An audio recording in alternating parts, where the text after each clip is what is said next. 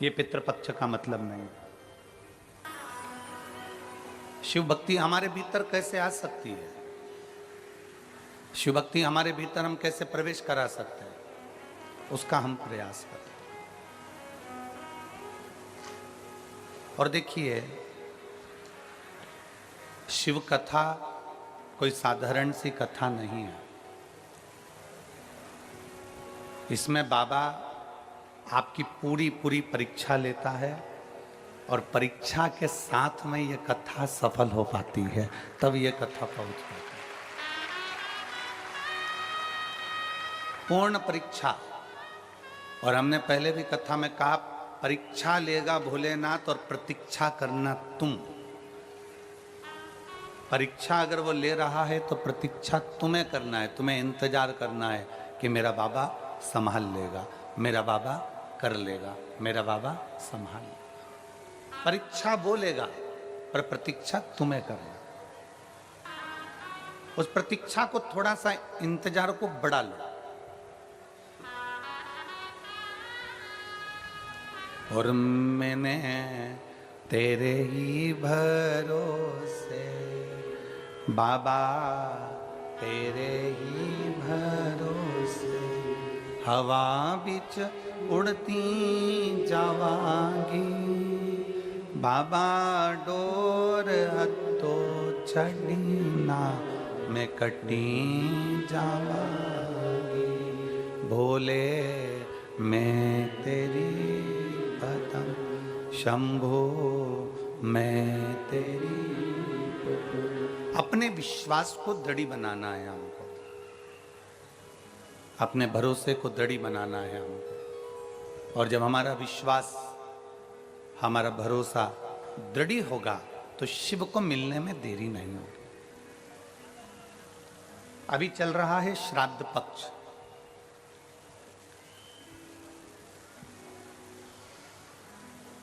श्राद्ध का मतलब है श्रद्धा। अपने गुरु, अपने माता पिता, अपने पूर्वजों के प्रति, अपने गुरु के प्रति, अपने घर के बड़ों के प्रति, अपने बड़े आदरणीयों के प्रति आपकी कितनी श्रद्धा है?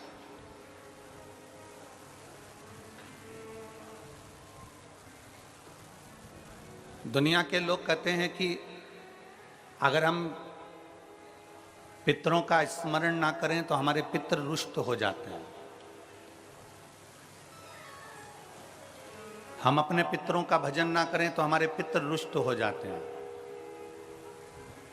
परशु महापुराण की कथा कहती है, कोई ने कहा कि नखून मत काटना, पितर रुष्ट हो जाएंगे। कोई ने कहा महिलाएं ज्यादा श्रृंगार मत करना, पितर रुष्ट हो जाएंगे।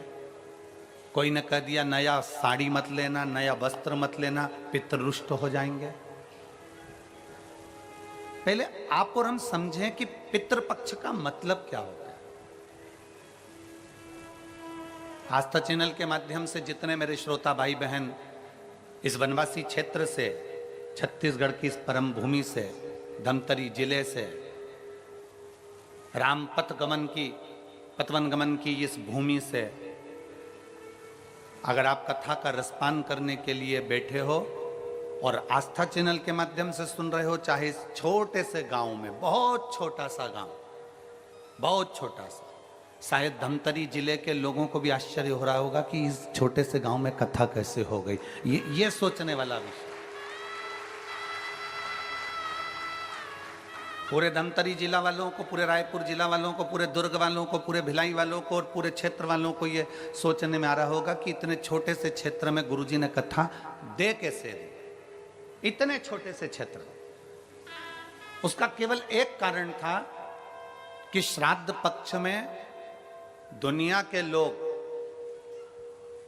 बाहर जाकर कथा सुन लेते हैं, पर यह वनवासी क्षेत्र ऐसा क्षेत्र है जिसमें लोगों के पास इतना धन भी नहीं रह पाता कि वो दूसरी जाके कथा श्रवण करें, इसलिए उनके लिए शिव पुराण यहां।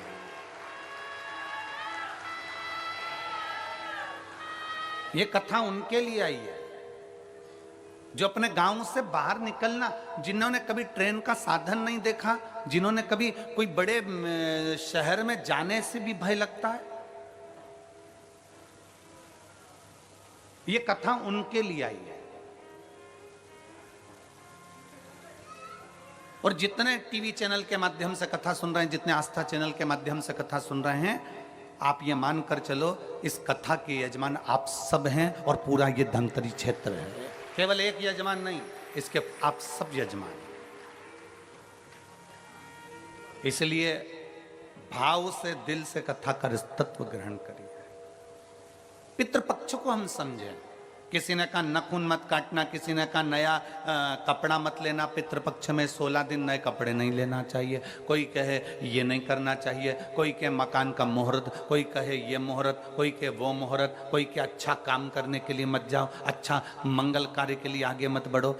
शिव महापुराण की कथा कहती है कि पितृ बुरे नहीं होते हैं, बुरे नहीं होते हैं।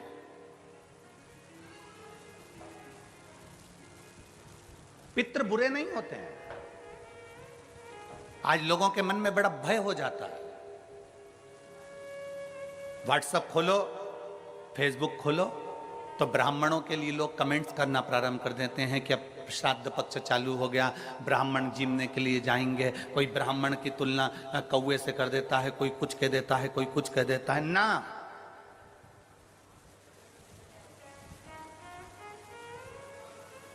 गायत्री करने वाला ब्राह्मण, वेद पाठ करने वाला ब्राह्मण, संध्या करने वाला ब्राह्मण की तुलना किसी साधारण से नहीं होती, उसकी तुलना तो स्वयं नारायण और ब्रह्मा से होती है, स्वयं नारायण और ब्रह्मा से होती है।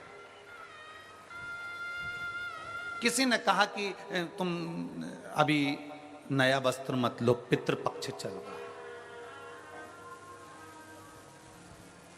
नया काम मत चालू करो, पितृपक्ष चल रहा है। श्राद्ध का मतलब क्या है? श्राद्ध का मतलब है आपकी पूर्ण श्रद्धा, आपका पूर्ण विश्वास, आपका पूर्ण भरोसा। पूर्ण श्रद्धा, पूर्ण विश्वास, पूर्ण भरोसा। आप इतने सारी मात्रा में आए हो, लाखों की संख्या में, हजारों की संख्या में यहां पर पहुंचे हो। आप लोगों की श्रद्धा है तभी तो आप यहां पहुंचे हो। अगर श्रद्धा नहीं होती तो कोई अपना घर छोड़कर यहां इस वीराने में, इस जंगल में आकर बैठता?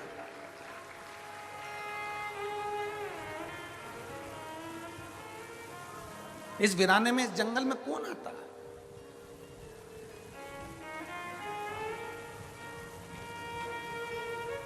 जब हम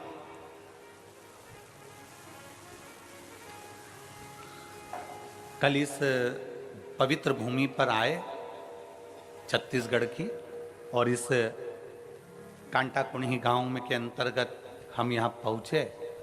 जब हम आ रहे थे तो जंगल का रास्ता था, ना इधर मकान दिख रहे थे ना उधर मकान दिख रहे थे,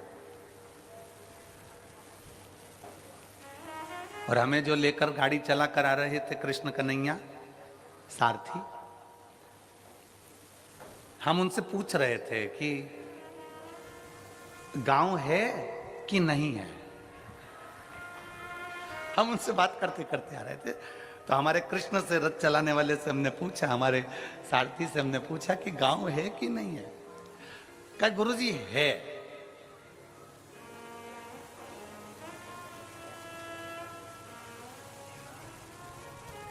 हमने पूछा कितना बड़ा है, तो वो बोला जहां से चालू होगा वहीं विराम हो जाएगा। हमने कहा ठीक है। आज सबसे बड़ी प्रसन्नता का विषय इस भूमि पर यह है कि इस भूमि से मेरे राम अयोध्या चलकर निकलकर लंका के लिए गए थे, लंका के लिए गए। हमसे कई लोगों ने कहा कि आप धमतरी की कहीं हम व्यवस्था कर देते हैं, धमतरी रुक जाओ, पास में ही है, 15 किलोमीटर 16 किलोमीटर दूरी पर है। फिर कोई कांकेर, वहाँ रुक जाओ, वहाँ पर व्यवस्था हो जाएगी, वहाँ रुक जाओ, वहाँ व्यवस्था हो जाएगी। हमने कहा नहीं, हमको तो इसी गांव में रुकना है जिस गांव में मेरे राम जी रुक कर गए थे, जिस गांव से मेरे राम जी निकल कर गए थे, हमें तो वहीं रुकना, हमें वहीं रुकना। आप तो बस भगवत भजन का आनंद है, यहाँ सुख है।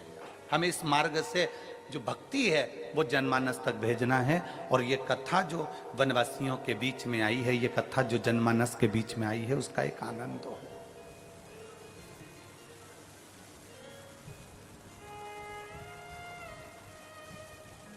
दोनों ओर कहीं मकान नहीं दिखे, चलते चलते चलते चलते जब जहाँ रुके थे, शायद सरपंच जी का घर है, शायद किनका घर है, जहाँ हम रुके हैं, तो वहाँ रुके। और रुकने के बाद में फिर स्मरण में आया तो हमने फिर उनसे पूछा,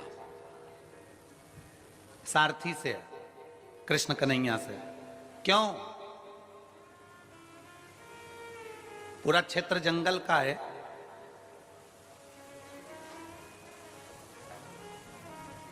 पंडाल में शिव भक्त पहुंचे कि नहीं पहुंचे?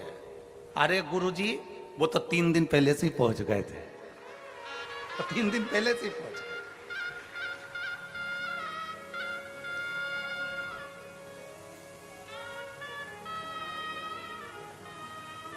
हमने कहा इतना जंगल क्षेत्र है, जीव जानवर, कहने गुरुजी 50-50 हिरण दौड़ते हुए आते हैं और पानी पीकर इसी क्षेत्र में वापस चले जाते हैं। इतना सुंदर क्षेत्र है, इतना सुंदर। और हम कहें संपूर्ण आस्था चैनल पर कथा श्रवण करने वालों से और संपूर्ण छत्तीसगढ़ के इस पवित्र धरा के सभी श्रोता भाई बहनों से कि भगवान राम जिस भूमि के पास में से निकल कर गए हों, वो भूमि साधारण नहीं हो सकती, उसकी शिव तपोस्थली हो सकती।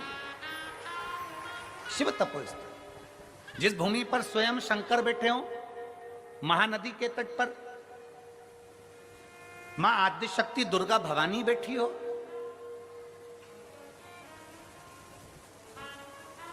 वो भूमि साधारण नहीं। एक विश्वास के साथ कथा सुनो।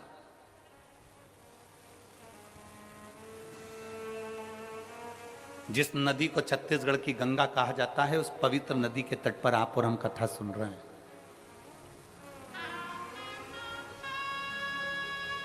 एक मन में विश्वास रखकर, श्रद्धा। श्राद्ध का मतलब पितर आपका बुरा करेंगे, यह श्राद्ध का मतलब नहीं है। पितर आपका बुरा करेंगे, यह श्राद्ध का मतलब नहीं है।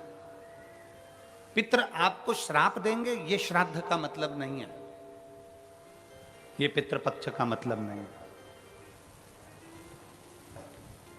नया कपड़ा मत लो, ये मत करो, वो मत करो, मुहूर्त मत करो, नए मकान की बात मत करो, संबंध की बात मत करो, शादी की बात मत करो, पितृपक्ष चल रहा है, श्राद्ध चल रहा है। लोगों ने भय पैदा कर दिया पितृपक्ष का, श्राद्ध पक्ष का। पर यदि कूर्म पुराण को पढ़ा जाए, यदि देवी भागवत को पढ़ा जाए, यदि लिंग पुराण को पढ़ा जाए, यदि शिव महापुराण को पढ़ा जाए, तो हमारा शास्त्र कहता है कि पितृ पक्ष से सुंदर कोई पक्ष नहीं हो सकता, जिसमें पितरों का भी आशीर्वाद देवताओं के साथ मिलता है।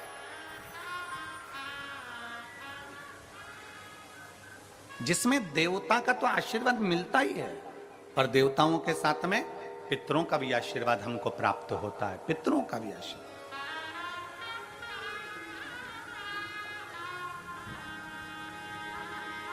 पितरों का भी वर हमें प्राप्त होता है।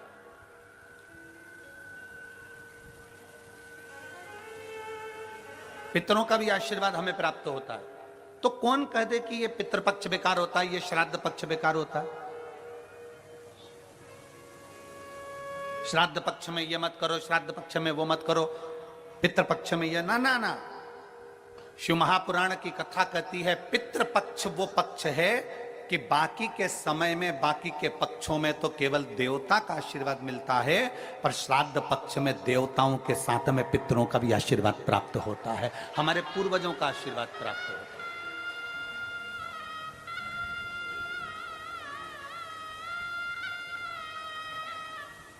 श्राद्ध का मतलब है श्रद्धा। आपकी श्रद्धा कितनी है?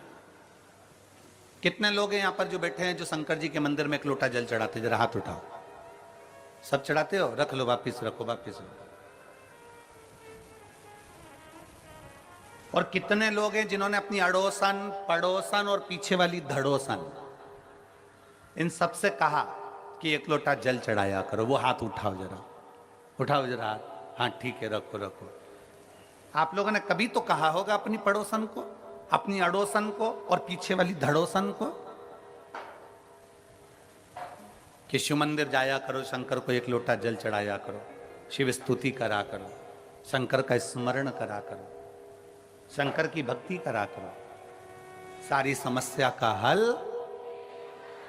जरा जम के बोलो, सारी समस्या का हल बोल बम का नारा है। आपने अपनी पड़ोसन से कहा होगा मंदिर जाया करो, इससे कहा मंदिर जाया करो, पीछे वाली से कहा मंदिर जाया करो। क्यों? किस लिए? तुम्हारी पड़ोसन के मंदिर जाने से सीहोर वाले महाराज का कोई फल है क्या? तुम्हारी पड़ोसन के मंदिर जाने से सीहोर वाले महाराज को कुछ मिलने वाला है क्या? तुम्हारे मंदिर जाने से या तुम्हारी पड़ोसन के मंदिर जाने से या पीछे वाली धड़ोसन के मंदिर जाने से सीहोर वाले महाराज को कुछ मिलेगा क्या? तुम्हारी पड़ोसन के मंदिर जाने से किसी को कुछ नहीं मिलेगा, पर तुम्हारी पड़ोसन के मंदिर जाने से तुम्हें जरूर प्राप्त होगा। क्या? वो मार्ग बताने से परमात्मा का दरवाजा प्राप्त हो जाता है, मंजिल प्राप्त हो जाता है। एक कथा आती है एक बड़ी सुंदर सा कि एक वकील साहब थे।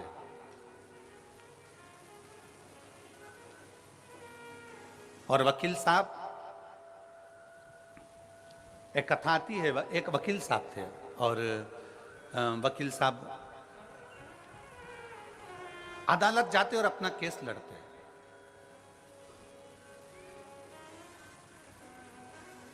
एक गांव का व्यक्ति शहर में आया, अपने लड़के का पता पूछ रहा।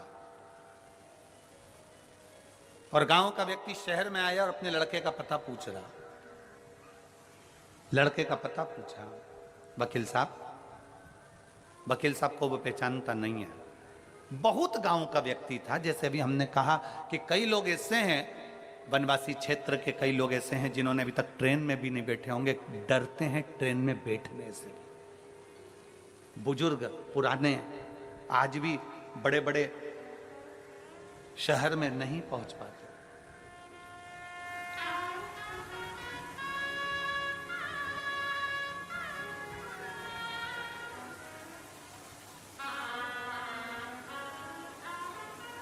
गांव का व्यक्ति था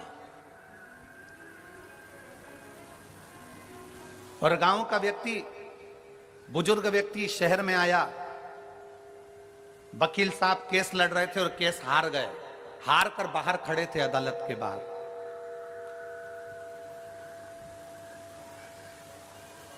और अदालत के बाहर वकील साहब खड़े हुए थे और इतने में वो गांव का व्यक्ति आया और उस गांव के व्यक्ति ने वकील साहब से पूछा, एक काले कोट वाले भैया, एक काले कोट वाले भैया, मेरा बेटा इस शहर में रहता है, उसका ये एड्रेस है, आप मुझे बता देंगे कहां रहता है? एक काले कोट वाले भैया, मेरा बेटा यहां शहर में रहता है, आप जरा एड्रेस बता दोगे? ये एड्रेस आप बता दोगे? वकील साहब ने उस गांव के व्यक्ति से बात नहीं करी और उसको कहा, भाग यहां से, चल भाग यहां से। वकील साहब ने जैसे ही हाथ का इशारा करा और कहे भाग यहां से, जैसे ही भगाया, बेचारा गांव का व्यक्ति रोकता हुआ विचार करता है कि वकील साहब ने, काले कोट वाले भैया ने कहा है कि तुम्हारा बेटा इधर रहता होगा, चल जाए यहां से। हाथ का इशारा करा। गांव का व्यक्ति, बेचारा साधारण सा व्यक्ति, हाथ का जहां वकील ने इशारा करा था वहीं चल दिया। चलते चलते चलते चलते आगे चलकर कहीं पर शिव महापुराण की कथा हो रही थी और वो गांव का व्यक्ति अपने बेटे को ढूंढते ढूंढते उसी शिव पुराण की कथा में बैठ गया। अपने बेटे के घर नहीं जा पाया, अपने बेटे के घर नहीं गया, शिव महापुराण की कथा में जाकर बैठ गया। कथा पूरी हुई, हाथ में प्रसाद का दोना लिया, चल दिया। खाते खाते जा रहा था, सामने से स्कूटर से बेटा आ रहा था। बेटे ने अपने बाप को देखा, पिता को देखा, पिताजी तुम यहां कैसे आ गए शहर में? बेटा मैं तेरा एड्रेस लेकर आया था, वो काले कोट वाले भैया से पूछा था, उसने मुझे यहां भेजा। पिताजी पर मेरा घर तो इधर नहीं, दूसरी जगह, मैं तो यहां आ गया, कथा सुनी और ये तू मुझे मिल गया, अब मुझे कुछ नहीं चाहिए। बेटे ने अपने बाप को गाड़ी पर बिठाया, स्कूटर पर बिठाकर अपने घर लेकर गया। घर लेकर गया, 4 महीने बीते और वकील साहब का एक्सीडेंट हो गया, और एक्सीडेंट होते से ही वकील साहब सीताराम हो गए। वकील साहब मरे।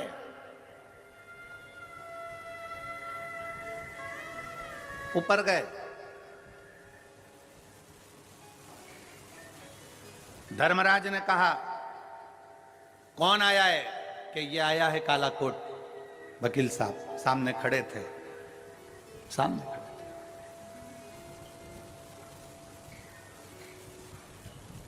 धर्मराज ने चित्रगुप्त महाराज से कहा इनके पाप पुण्य गिनो। पाप पुण्य गिनना प्रारंभ करा, और जब पाप पुण्य गिनना प्रारंभ करा तो मालूम पड़ा कि इन्होंने तो झूठ बहुत बोला, छल बहुत करा, ये करा वो करा। महाराज इसने पुण्य नहीं करा, कोई पुण्य नहीं करा, नरक भेज दिया जाए इनको। अदालत में भी जाते थे तो क्लेश करते थे। एक वो वकील होता है जो अदालत में भी जाता है तो भगवान को प्रणाम कर कर जाता है और बड़े प्रेम से सबसे बात करता है, पर ये वहां पर भी क्लेश करता था। भेज दो इसको। इतने में तुरंत धर्मराज निर्णय दे रहे थे, और इतने में वहां से नंदी निकल कर जा रहे थे। नंदी ने कहा इस वकील ने कुछ करा हो चाहे ना करा हो, पर एक गांव के व्यक्ति को शिव पुराण का रास्ता बता दिया था। एक गांव के व्यक्ति को शिव पुराण का रास्ता बता दिया था। इतने में धर्मराज ने का रास्ता नहीं बताया था, उस व्यक्ति ने एड्रेस पूछा था और इसने भगाया था। नंदी ने कहा भले भगाया, पर हाथ का इशारा तो शिव पुराण की ओर ही था। हाथ का इशारा तो शिव पुराण की ओर था। तो बताओ नंदी क्या करना है? धर्मराज से पूछा तुम बताओ कि मंदिर का रास्ता, शिवालय का रास्ता, शिव पुराण का रास्ता बताने वाले का क्या फल होता है? तो इतने में धर्मराज ने कहा उसको भी बैकुंठ का रास्ता बता दिया जाता है, इसलिए इसको भी बैकुंठ का रास्ता बता, इसको भी बैकुंठ का रास्ता बता। वकील की आंख से आंसू बहने लगा कि मैंने जिंदगी में कोई अच्छा कर्म नहीं करा, पर एक कर्म, और वो भी मैंने अनायास करा। मैंने एक कर्म करा और वो भी अनायास करा, अनायास।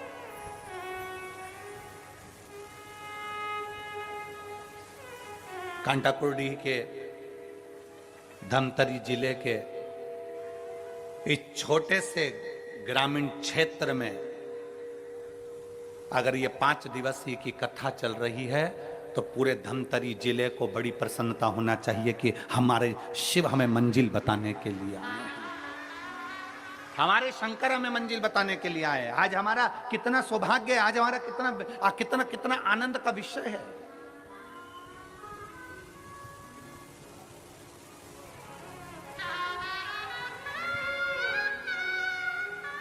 और ये शिव कृपा से हुआ। कोई आपसे पूछे साहब शिव महापुराण की कथा कहां हो रही है, आप नहीं भी गए हो ना, तो आप अपने मुख से और अपने हाथ का इशारा कर कर बता सकते हो कि वहां कथा हो रही है, चले जाओ। आपके रिश्तेदार पूछे क्यों जी हमने सुना है कि तेरे पास में कथा हो रही है, हाँ आ जाओ। कितनी दूर है तेरे यहां से? 10 किलोमीटर दूर है, आओ तो सही, हम आपको लेकर चलेंगे, आओ पहुंचो। एक मंजिल बता दी, एक स्थान बता दिया। शिव महापुराण करती क्या है? शिव पुराण का काम केवल एक मंजिल तक पहुंचाना है। शिव पुराण कहती है आप अपना कर्म करो, अपनी मेहनत करो, लगनता से करो। जिस काम को कर रहे हो उसमें इतनी मेहनत करना, इतनी मेहनत करना, इतनी मेहनत करना कि अभी तक मेहनत करते आए उससे 4 गुनी ज्यादा मेहनत करना। जब 4 गुनी ज्यादा मेहनत करोगे तो शंकर सफलता देगा ही। शिवपुराण ये नहीं कहती कि आप अपने घर में बैठ जाओ, शिवपुराण ये नहीं कहती कि आप अपना एक स्थान पकड़कर बैठ जाओ। शिवपुराण तो यहां तक कहती है कि तीर्थ में भी जाकर मत बैठो। शिव महापुराण की कथा कहती है किसी नदी के तट पर जाकर मत बैठो। शिव पुराण की कथा कहती है कि शंकर के शिवालय में जाकर मत बैठो।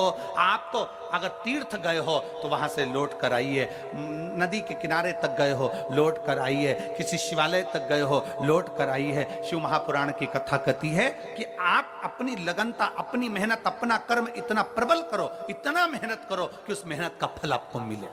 एक पत्र है,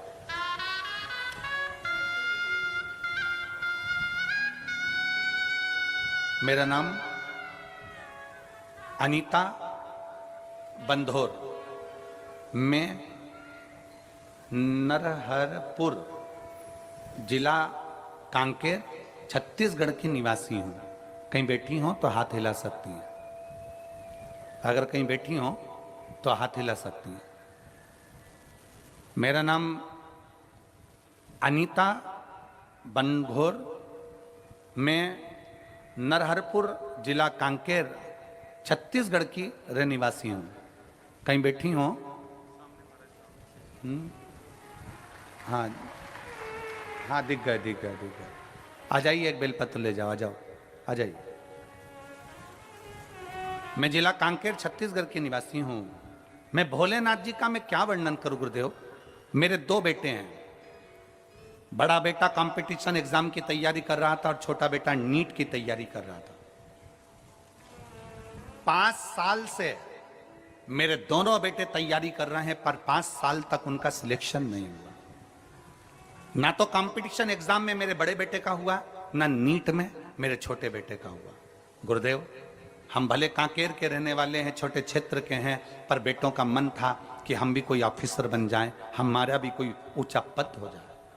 गुरुदेव, बड़े बेटे ने 5 साल तक लगातार कंपटीशन एग्जाम दिया पर उसका सिलेक्शन नहीं हुआ। छोटे बेटे ने नीट की परीक्षा देता रहा पर सिलेक्शन नहीं हुआ। कभी 1 नंबर, कभी 2 नंबर, कभी 1.5 नंबर से रह जाता। दोनों बेटे हार गए और दोनों बेटों ने कहा, मां अब हम ना नीट की तैयारी करेंगे और ना हम कंपटीशन एग्जाम की तैयारी करेंगे।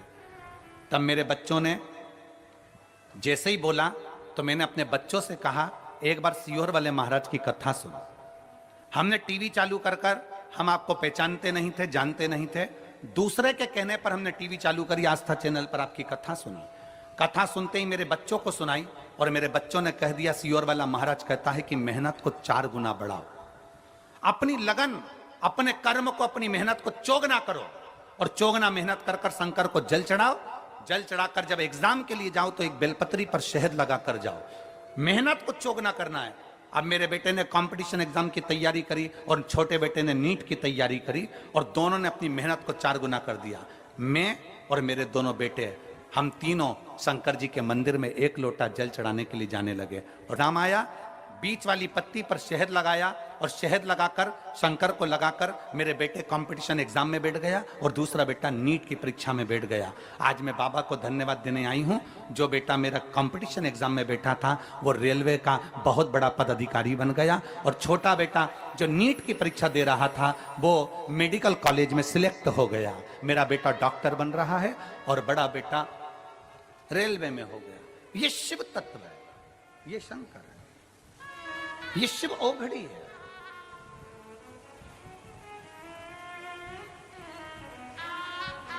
शिव ओघड़ी है। अनीता बनघोर, जिनका नाम बोला जाए वही आए। अनीता बनघोर नरहारपुर जिला कांकेर छत्तीसगढ़ की हैं। तो बड़े ये एक स्मरण हमारे भीतर रहे कि हमारी मेहनत, हमारी लगन, हमारा परिश्रम 4 गुना होना चाहिए। और मैंने तेरे ही भरोसे बाबा, तेरे ही भरोसे हवा बिच उड़ती जावांगी बाबा, डोर हत्तो छड़ी ना मैं कटी जावांगी।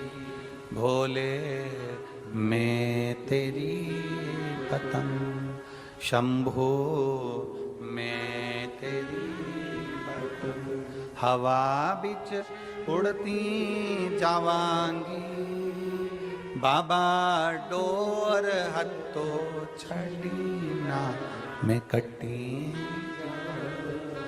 एक लाइन इन्होंने बहुत अच्छी लिखी है,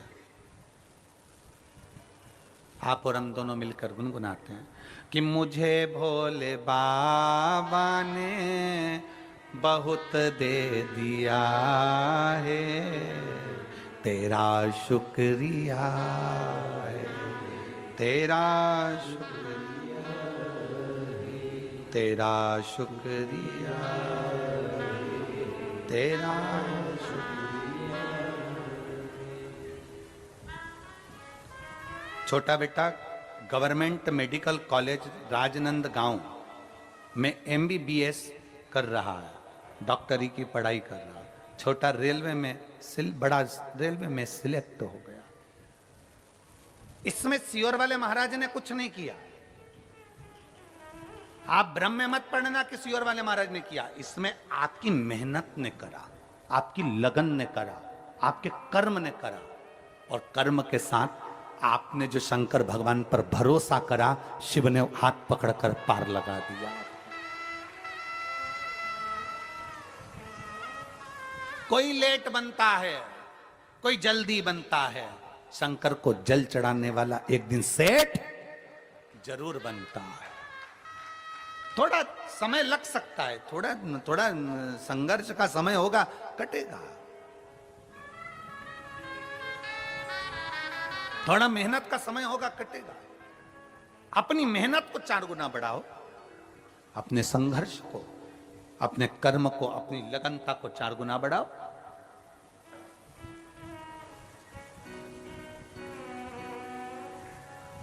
जब अपनी मेहनत, जब अपनी लगन, अपने कर्म को जब हम 4 गुना बढ़ाते हैं तो शिव तत्व अपने आप हमारे भीतर जागरूक हो जाता है।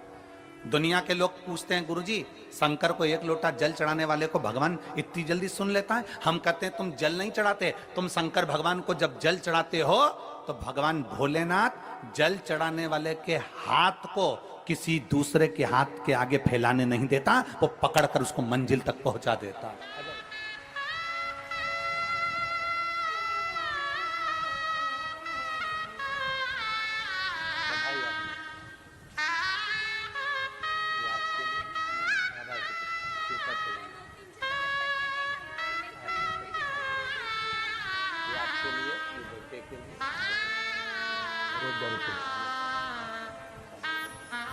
बधाई, आपको बहुत बहुत बधाई। शिव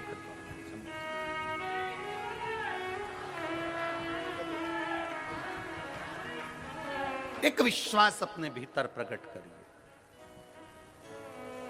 एक भरोसा अपने भीतर प्रकट करिए। जब विश्वास भरोसा बढ़ेगा तो शिव मिलेगा, शिव मिलेगा।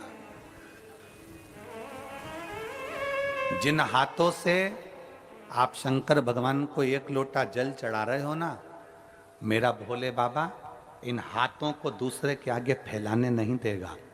मेरा भोले बाबा इन हाथों को ऐसा पकड़कर मंजिल तक पहुंचाएगा कि दूसरी बार सोच नहीं पाओगे कि बाबा ने कहां पहुंचा दिया, बाबा ने कहां पहुंचाया।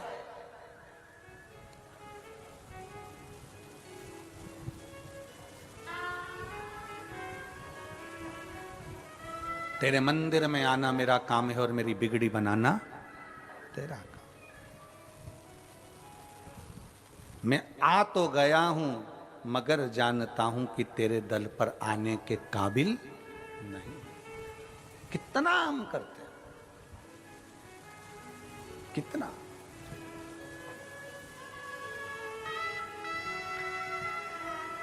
आप विश्वास को प्रकट करिए। आप भगवान शंकर की शिव पुराण का रास्ता किसी को बता रहे हो, आप शंकर के दरवाजे तक किसी को लेकर जा रहे हो। रिश्तेदारों के फोन आए ना और तुमसे कहें तुम्हारे क्षेत्र में कथा हो रही है, हम आना चाहते हैं, उसको खुश होकर कहना आइए, स्वागत है हमारी धमतरी जिले में आपका, आइए आपका स्वागत है। जिस पवित्र भूमि पर राम जी आए, जिस पवित्र भूमि पर शंकर विराजमान है, जिस पवित्र भूमि पर मेरी दुर्गा भवानी जगदम्बा विराजमान है, जिस पवित्र भूमि पर ओघड़दानी शंकर, इस श्राद्ध पक्ष में 5 दिन की कथा को बांचने के लिए कुबेर भंडारी आ गया। समझ लो कि शिव तत्व की प्राप्ति हमारे भीतर है। आइए, आपका स्वागत है।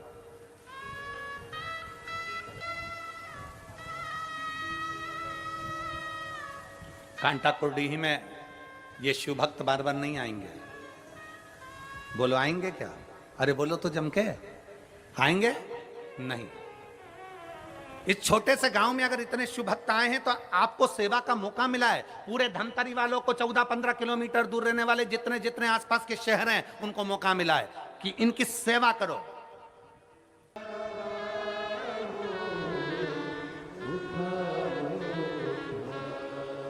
भोले अपने दर से अब तो ना टालो, गिरी जा रही हूँ उठा। आप अपने भीतर विश्वास को प्रबल कर। आ जाओ।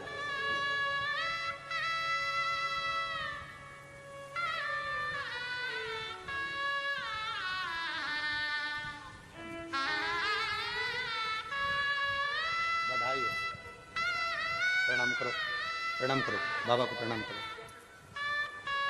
शाम हर हर महादेव, हर हर महादेव। एकादशी के दिन हुआ है शंभू।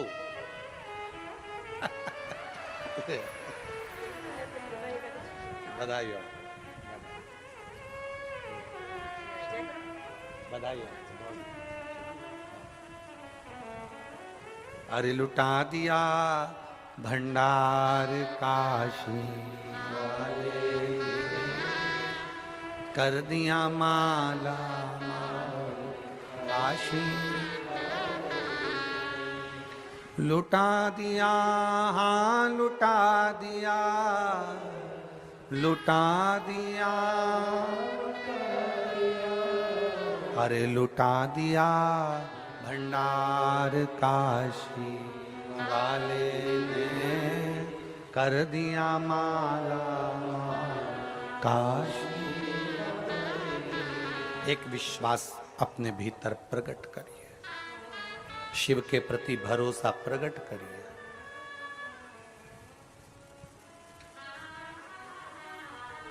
पितृपक्ष श्राद्ध का समय गलत समय नहीं है। कोई काम आपको शुरू करना है तो पितृपक्ष में शुरू कर सकते हो। उसमें देवता और पितर दोनों का वर रहता है, दोनों का वर।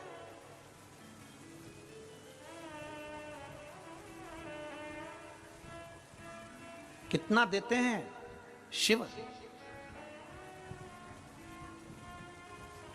शिव महापुराण में कथा आती है, पितरों की 3 बेटियां, मैना, धन्या, कला।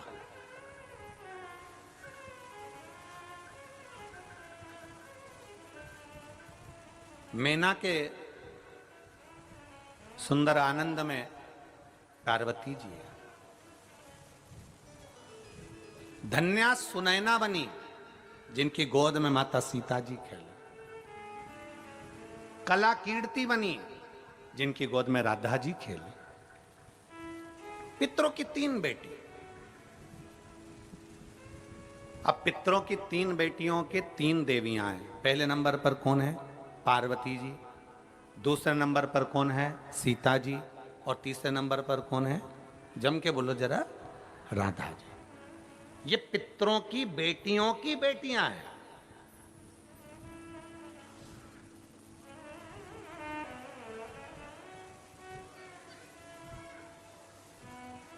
अगर पितृपक्ष बेकार होता, श्राद्ध पक्ष अगर बेकार होता, तो इन 3 देवियों का नाम उच्चारण करने से जीव कैसे पार हो जाता है। जरा विचार तो करो कि हमारे यहाँ गौरी शंकर, सीताराम सीताराम, राधे श्याम, राधे श्याम, राधे श्याम उच्चारण करा जाता है।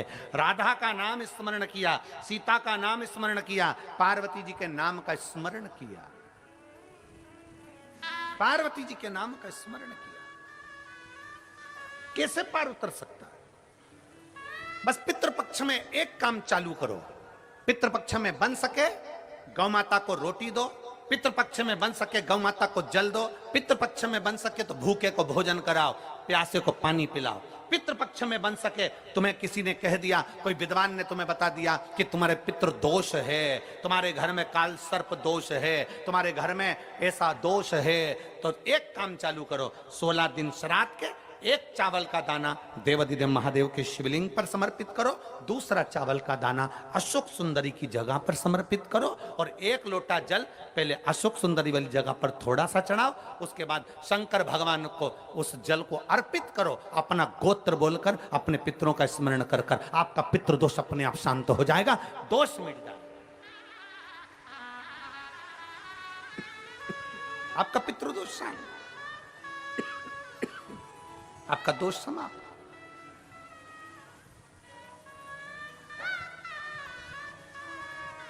एक चावल का दाना शिवलिंग के ऊपर, एक चावल का दाना अशोक सुंदरी के ऊपर। और जल कहां चढ़ाना है? पहले जम के बोलो जरा, आवाज नहीं आई, जम के बोलो जरा, अशोक सुंदरी की जगह। और फिर जल कहां चढ़ाना है?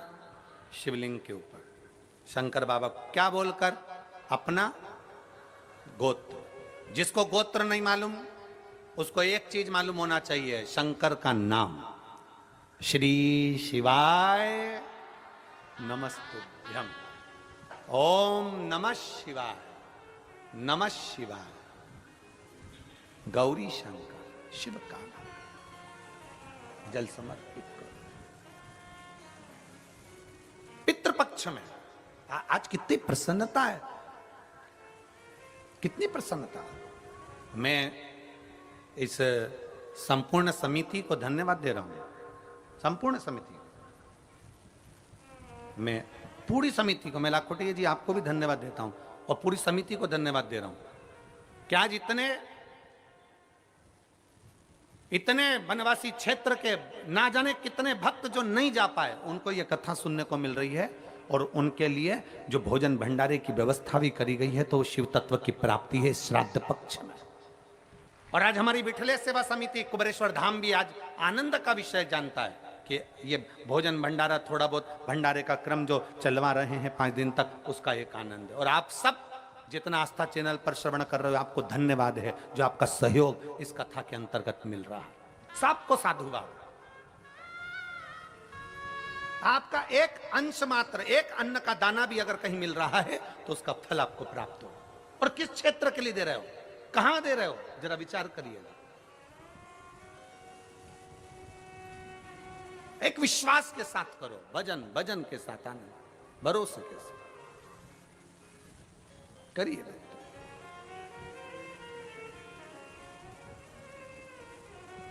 एक चावल का दाना अशोक सुंदरी की जगह। अशोक सुंदरी का स्थान मालूम है ना सबको? बोलो बोलो, जम के बोलो जरा, सबको मालूम है ना? अशोक सुंदरी की जगह और एक चावल का दाना मेरे देवाधिदेव महादेव पर। कोई कितना भी कह दे। अब किसी ने एक बात पूछी, एक बेटी ने एक बात लिखी है इसमें, एक पत्र लिखा, उसने पत्र में लिखा कि गुरुजी, शिवालय मंदिर समय किससे पूछा जाए? फिर निवेदन करूंगा, कहीं जाना हो, कोई काम करना हो तो विद्वान से समय पूछो, पर मेरे शंकर के मंदिर जाना है तो विद्वान से नहीं, मन से पूछकर शिव के पास चले जाओ। शुभ कार्य के लिए जाना है तो विद्वान से पूछो, कोई कार्य के लिए जाना है तो विद्वान से पूछो, कहीं जाना है तो विद्वान से पूछो, हम मना नहीं करेंगे। पर शंकर के पास जाना है, शिव पुराण में जाना है, शंकर के शिवालय जाना है, शिव के मंदिर जाना है, एक लोटा जल चढ़ाने जाना है, किसी से पूछने की जरूरत नहीं, अपने मन से पूछो, अपने मन से पूछो कि मुझे शिव के पास जाना।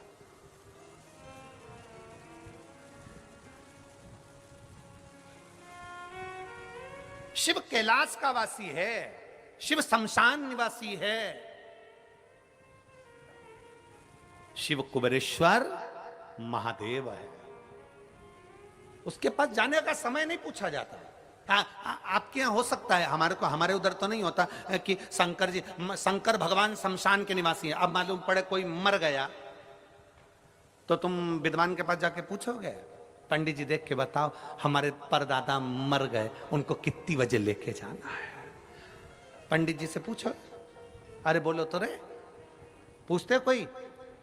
शंकर के पास जाने का कोई समय नहीं पूछा जाता, शमशान ले जाने का कोई समय नहीं पूछा जाता। जन्म का समय पूछ लेंगे, शादी का समय पूछ लेंगे, घर का समय पूछ लेंगे, सारा समय पूछ लेंगे, पर मेरे काल अधिपति महाकाल के पास जाने का कोई समय नहीं पूछता। उसके पास तो वो बुलाता है तब जाना ही पड़ता है। वो जब बुलाएगा तुम्हें जाना पड़ेगा। शिव जी से किसी ने पूछा, प्रभु मेरे को एक बात बताओ कि आप बुलाते हो तो हम आते हैं, तो हम बुलाएं? ये बेटी ने पत्र में लिखा है, देखो।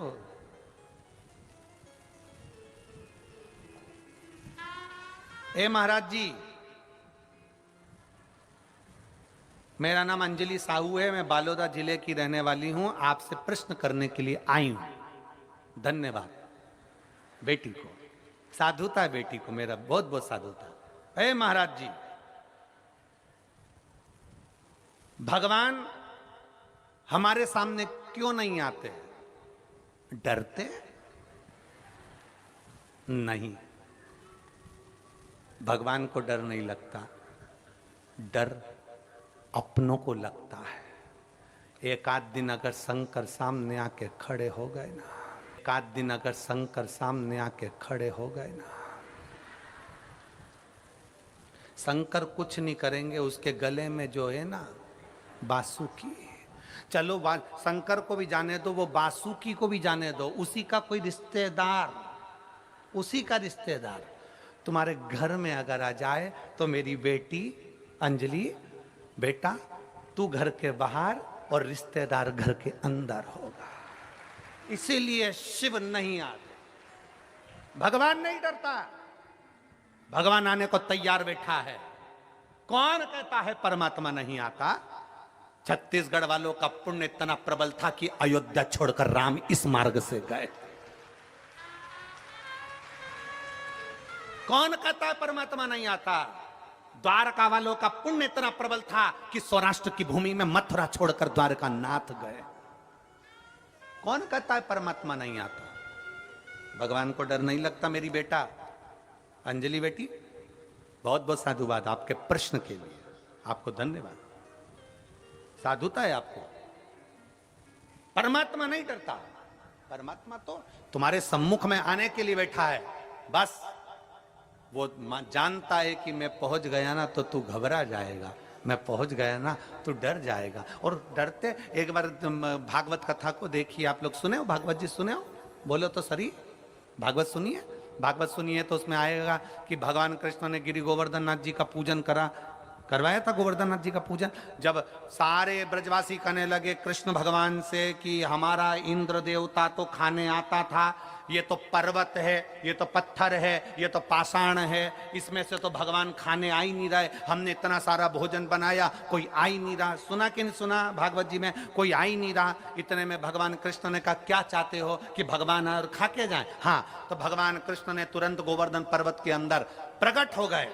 गिरिराज बाबा प्रकट हुए, हजारों हाथ करे और सारा खाना चालू कर दिया। जितना लाए थे ब्रजवासी सब खा गए। अब जितने लोग बैठे थे सब सिर पे पल्लू लेके बात कर रहे, हमारा इंद्र देवता तो थोड़ा छोड़ के भी जाता था, ये तो पूरे खा गया, ये तो पूरे खा गया। भगवान नहीं खाए तो दिक्कत, और भगवान खा जाए तो दिक्कत।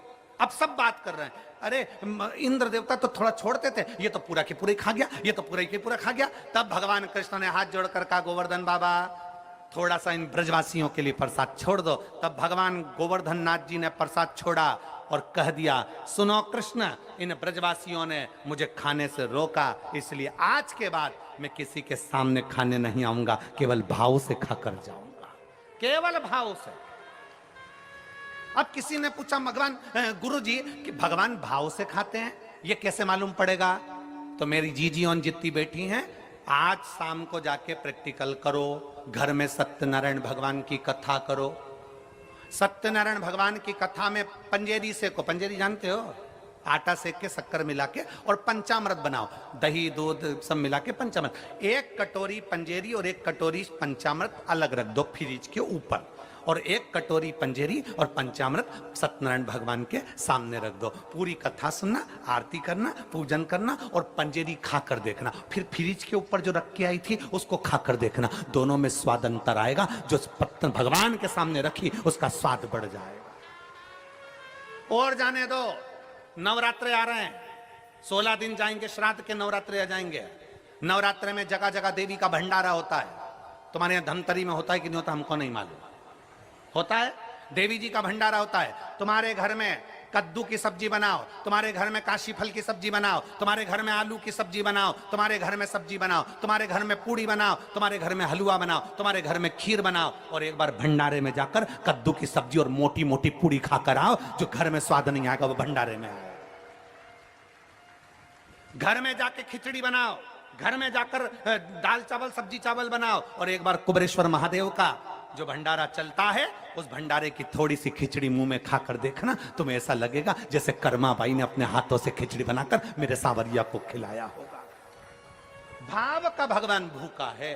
भगवान तुम्हारे धन दौलत से, अगर भगवान ये खाने आता रहता तो तुम में से एक भी लड्डू का भोग ही नहीं लगाता।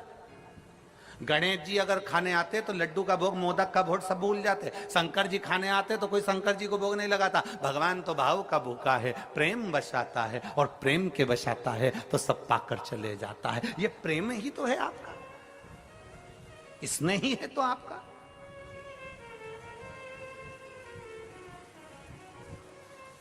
महाराज इसलिए शिव तत्व बार बार कहता है आपकी भक्ति को प्रबल करिए,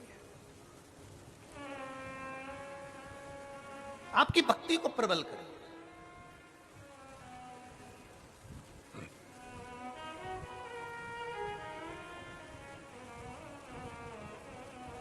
एक पत्र में संजलि बेटी ने एक प्रश्न और लिखा है। ए गुरुजी, अभी पत्र लिख रही कि डरा रही है? ए गुरुजी, तालाब या नदी के पानी को शंकर भगवान पे चढ़ाना चाहिए कि नहीं चढ़ाना चाहिए? तालाब और नदी के पानी को चढ़ाना चाहिए क्योंकि उसमें सब नहाते हैं, तो हम चढ़ाएं कि ना चढ़ाएं? तो मेरा अंजलि बेटी आपसे निवेदन, एक बेटी कहाँ है ये, इसको बुलाऊं जरा, कहाँ बैठी है? हाथ हिला जरा बेटा। अंजलि बेटी कहाँ बैठी बेटा? हाथ हिलाओ जरा। कहीं दिखी नहीं मेरे को, टीवी पे नहीं दिख रही। हाँ दिख गई बेटा, आजा, एक बेलपत्र लेकर जा, आजा आजा। ए गुरुजी, तेरा ये शब्द नहीं भूलूंगा हो। ए गुरुजी, तालाब नदी का पानी शंकर को चढ़ाना चाहिए कि नहीं चढ़ाना चाहिए? क्योंकि उसमें सब नहाते हैं, सब तरह के लोग होते हैं, सब तरह के लोग नहाते हैं, तो वो पानी हम चढ़ाएं ना चढ़ाएं? मेरा अंजलि बेटी से निवेदन है कि स्मरण में लेकर आओ, अग्नि, वायु, जल, पृथ्वी, आकाश, ये 5 कभी अशुद्ध नहीं होते, ये शुद्ध की शुद्ध रहते हैं। पृथ्वी जिस पर तुमने गंदगी करी है, पृथ्वी कभी अशुद्ध नहीं होती, कभी अशुद्ध नहीं होगी। अब ये जंगल है, ये इतना बड़ा ग्राउंड है, अब जरा विचार करो, इस पृथ्वी पर लोग मलमूत्र कर कर गए होंगे, पहले ना जाने कितने लोग इस पे गंदगी कर कर गए होंगे, उसके बाद शिव पुराण हो रही कि नहीं हो रही? बोलो जम के बोलो। इस भूमि पर लोग बैठे कि नहीं बैठे, कथा सुन रहे कि नहीं सुन रहे? पृथ्वी, भूमि कभी अशुद्ध नहीं होती, अग्नि कभी अशुद्ध नहीं होती, अग्नि कभी अशुद्ध नहीं है, आकाश कभी अशुद्ध नहीं है,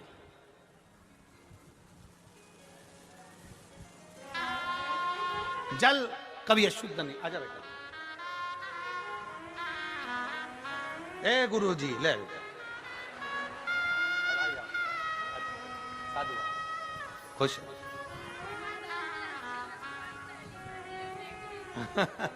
शंभू शंभू। ए गुरुजी। हाँ, बेटी ने हिम्मत करी है प्रश्न लिखने की, एक बार जोरदार ताली बजाकर स्वागत करो। ये बेटियों की हिम्मत है।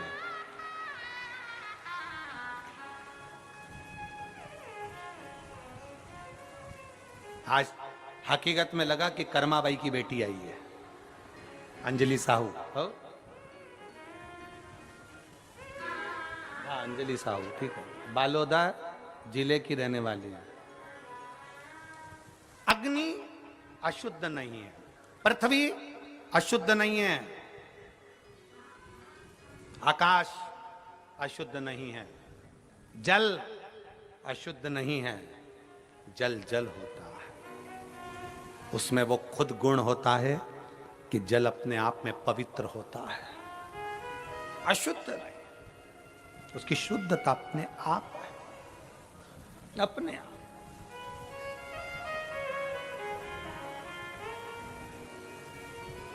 ये वायु अशुद्ध कहां है? शुद्धता का भाव है। नदी का, तालाब का, बावड़ी का, कुएं का, हापसी का, हेडपंप का, बोर का जल शिव को चढ़ा सकते हो, चढ़ा सकते हो।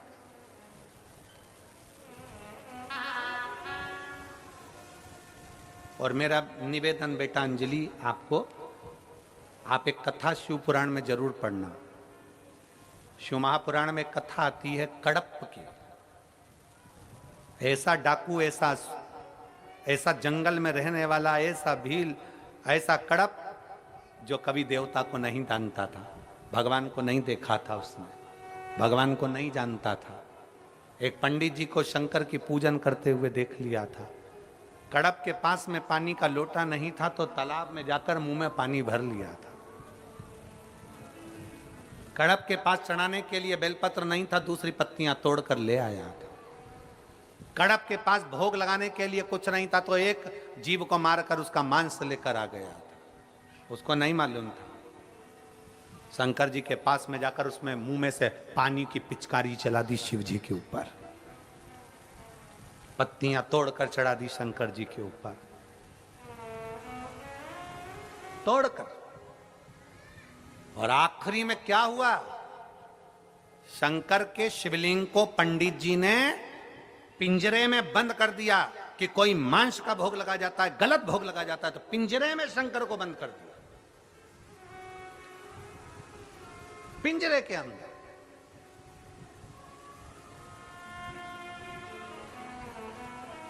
और भगवान शंकर को पिंजरे में बंद कर दिया। पिंजरे की एक लोहे की तान टूट गई, शंकर के शिवलिंग को चुभ गई।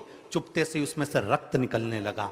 कड़प आया, उसने देखा आज मेरे भोलेनाथ की आंख में ये बाण लग गया, ये तार लग गया,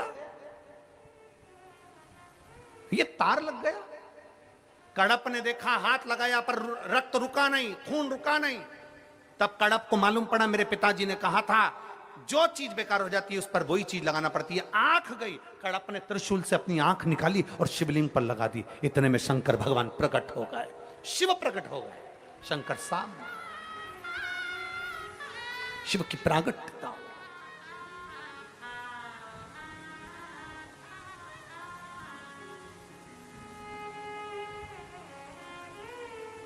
जल अशुद्ध नहीं है, जल शुद्ध है।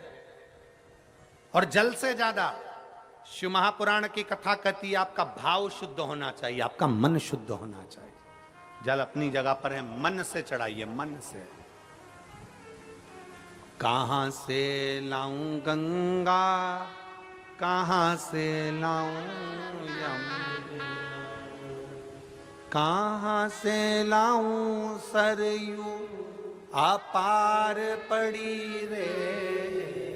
और भोले तेरी सेवा हमसे ना बनी, भोले बाबा तेरी सेवा हमसे ना बनी। कहाँ से लाऊं लड्डू, कहाँ से लाऊं पेड़ा, कहाँ से लाऊं लड्डू, कहाँ से लाऊं, कहाँ से लाऊं बर्फी वो शक्कर चढ़ी रे, कहाँ से लाऊं बर्फी, वो शक्कर चढ़ी रे, और भोले तेरी सेवा हमसे ना बनी, भोले बाबा तेरी सेवा हमसे ना बनी,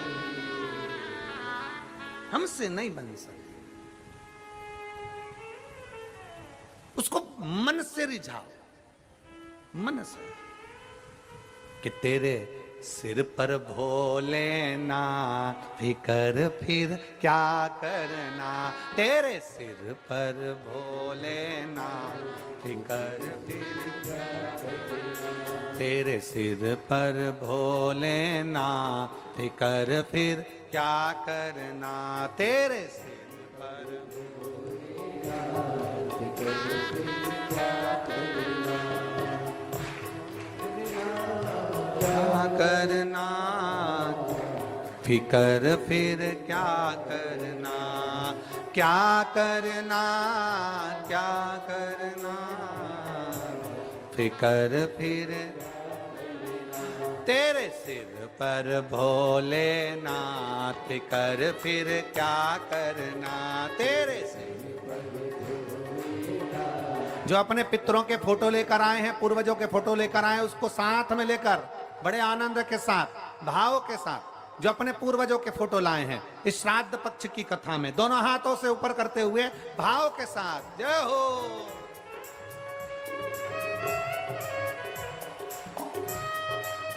आप अपने टीवी के सामने अपने साथ में फोटो रख कर बैठिए, अगर फोटो नहीं है तो चावल का एक दाना लेकर बैठिए, और जब कथा पूरी हो पहले दिन की, उस चावल के दाने को अपने परिंदे के पास, मटके के पास, हंडे के पास रखिए।